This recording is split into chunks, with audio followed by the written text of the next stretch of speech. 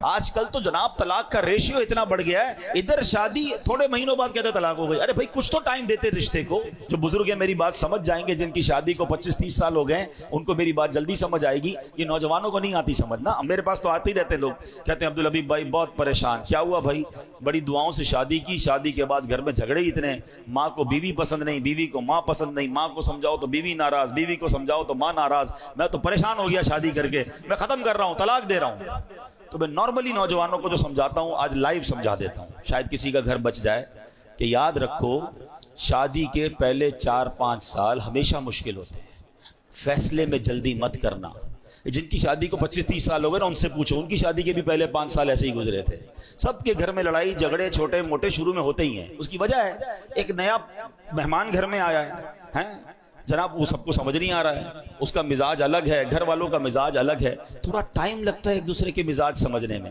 اللہ پاک بعد میں اولاد دے دیتا ہے، فیملی اولاد میں بیزی ہو جاتی ہے، گھر والوں کو بھی لگ پتہ جاتا ہے واپس جانا نہیں ہے، اس نے یہ آ گئی ہے تو یہی بہو بنے گی، تو ماں بھی سمجھ جاتی ہے، بیوی بھی سمجھ جاتی ہے، اور پھر گاڑی چل پڑتی ہے۔ شادی کا اصل سکون جو ہے نا وہ 5-7 سال بعد ہی ملتا ہے۔ ٹھیک ہے میرے نوجوانوں، جلدی نہ کیا کرو، یہ فیصلہ کر، یہ عورتیں بھی بہت کر، لڑکیاں بھی بہت کر رہی ہیں۔ ادھر شادی ہوئی 6 مہینے بعد اپنے ابو کو کہنا شروع کر دیا میں نے نہیں رہنا اس گھر میں، میری ساس ایسی ہے، میری نند ایسی ہے، میرا شوہر ایسا ہے، مجھے طلاق چاہیے، اور ابا بھی کہتا لے لو طلاق۔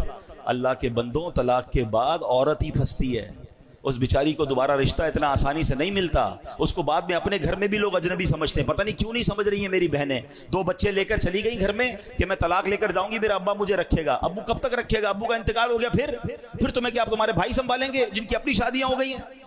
اتنی جلدی کر رہے ہیں لوگ طلاق میں، اتنا جلدی فیصلہ۔ قرآن کہتا ہے کہ جلدی مت کرو، فیصلے میں فاسٹ نہ ہو جاؤ، ٹائم لگتا ہے۔ یہ رشتہ 2-4 سال کا نہیں ہے، یہ زندگی بھر کا رشتہ ہے۔ اللہ کرے یہ جنتوں تک کا رشتہ بن جائے۔ ہر وقت فیصلہ کرنا ہے کہ ابھی ختم کرو، ابھی فیصلہ کرو، ابھی طلاق دو۔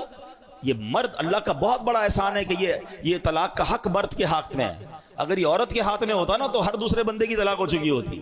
ان کا تو کام ہی ہے یہ فیصلہ کرنا۔ تو میری بہنوں سے بھی گزارش اور میری بھائیوں سے بھی گزارش کہ جن کی شادی، اور میری ماں باپ سے بھی گزارش، یہ ماں باپ بھی شے دیتے ہیں، فکر نہیں کرو طلاق لے کر آ جاؤ میں رکھ لوں گا، کبھی بھی اپنی بیٹی کو راستہ نہ دکھایا کریں، بلکہ اس کو کہیں کہ تم اپنے گھر میں وقت گزارو، ٹائم دیں۔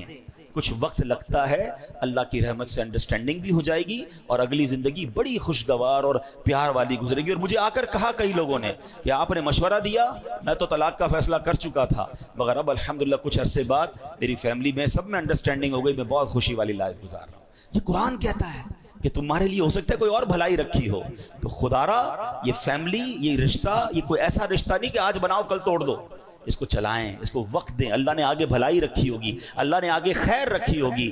اللہ کرے کہ ہم اپنے گھر میں محبت اور پیار سے رہیں، قرآن کی تعلیمات پر عمل کریں، تو انشاءاللہ اس کی برکتیں ملیں گی۔ اللہ پاک عمل کرنے کی توفیق عطا فرمائے۔